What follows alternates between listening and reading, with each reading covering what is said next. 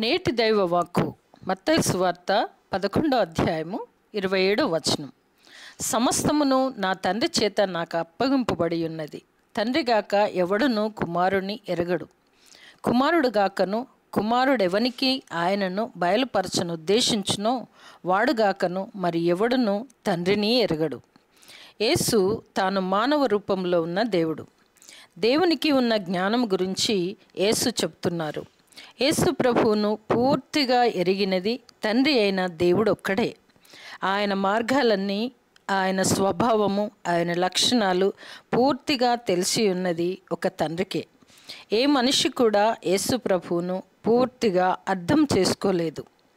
అలాగే ఒక్క యేసు ప్రభువుకే తండ్రి అయిన దేవుడు పూర్తిగా తెలుసు.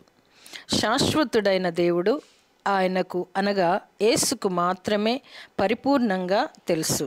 ఎలా అనగా వారిద్దరూ అనంతకాలం నుండి ఒకే స్వభావంలోనూ భాగస్వామ్యులు.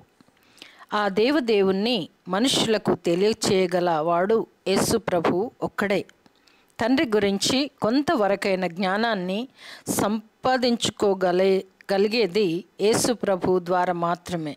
దేవుడు తన ఏకైక కుమారుడైన యేసు క్రీస్తు ద్వారా మనమందరము పరమ తండ్రి గూర్చి తెలుసుకొని ఆయనను ఆత్మతోనూ సత్యంతోనూ ఆరాధించే భాగ్యము మనకు లభించినది.